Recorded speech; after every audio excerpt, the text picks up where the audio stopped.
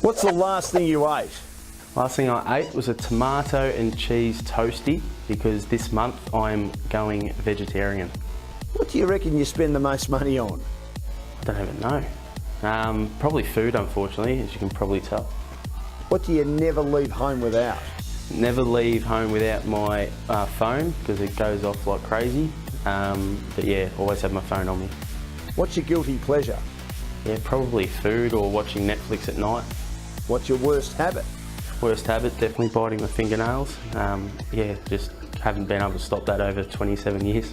What really grinds your gears? Grinds my gears, people who are consistently negative and looking at the bad aspects of their life instead of the positives. What are you scared of? Heights, but I have gone skydiving, but heights is still a phobia. Yeah, fear of falling. What's your dream job? Lucky enough to be doing it, I believe. Who knows where it'll take me, but just working in the welfare and development aspect of young people. What's your dream holiday destination? Love to just travel the world, to be fair. I know it's pretty greedy, but any continent other than Australia. We're very lucky here, but I'd love to see how the other half live. What food can't you stand? Tofu isn't great. Blondes or brunettes? Brunettes. Give us your best Get Your Game Face on. Get your game face on. Is there something you want from me?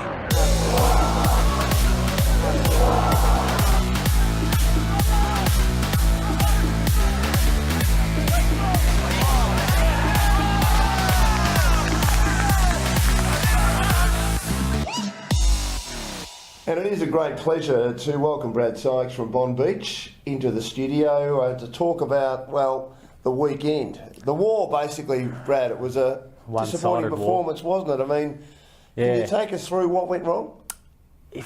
Yeah, how long have we got? It was a pretty dismal day for Bonbeach across the board. It was great for our reserves to get the win. They've been working really hard with the lack of depth this year. But yeah, the Pines were just bigger, quicker, stronger, smarter. Just every facet of football, harder and lower. Yeah, they were just too good on the day for sure. You're a great club. You've got many sponsors. You work closely with the president, Matt Lowe. You've got great rooms, wonderful initiatives. Are you embarrassed, considering what you've got behind you? Yeah, a little bit. Like especially last quarter, it reeked of our last quarter against Franks and YCW in the grand final last year. When the game was out of reach, no one stood up, which isn't ideal. But having said that, we are a good club, like you just said, and we will bounce back. We're just a bit undermanned at the moment, but I hate making excuses. I'm not one to do that, and either's Lowy, Hughesy, Trent, all our leaders at the club, Jacko.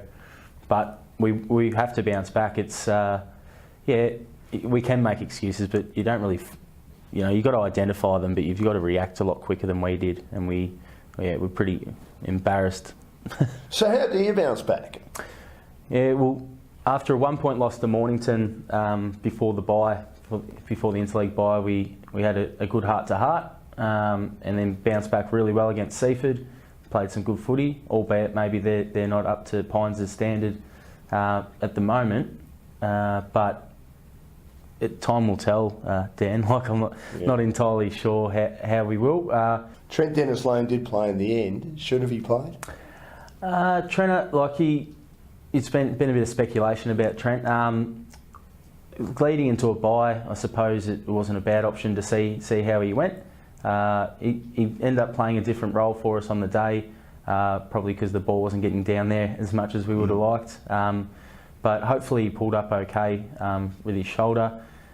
Maybe he should, maybe he shouldn't have. But with our depth at the moment and our a lot of our reserves players retiring last year, and it's made it a little bit tough to bring in another 3 or 4 players from our reserves. Aaron Evers kicked 13. We know he's a class act, having played a lot of league footy. How do you stop someone when they're on a hot streak like that? Yeah, it'll let us know. We had a couple of good players on him, some of our best defenders, and And sometimes when you get the calibre of Aaron and the ball coming in so well and quickly, and our lack of pressure up the field, as we know, Aaron one-on-one's one of the best in the comp. But if it's lace out, Alex Rance wouldn't have even stopped him. So I think it's important to know it wasn't our key defender's fault at all. It was probably, and having said that, like their other forwards were sort of so active that we couldn't be that third man up and help out our defender either. So couldn't stop him, as we could see, and he kicked straight as an arrow. They dropped their first 4 games, Pines. They won their last 5. Are they realistic premiership contenders? They were the best team we've played this year. Sereno pantsed us as well. Their brand of footy, the strong over the footy kind of football clubs, I think, as we know and as we've heard already about Franks and YC losing 3 on the trot, I think This is the year you want to be up and about. I dare say it'll be Pines will finish in the top 3.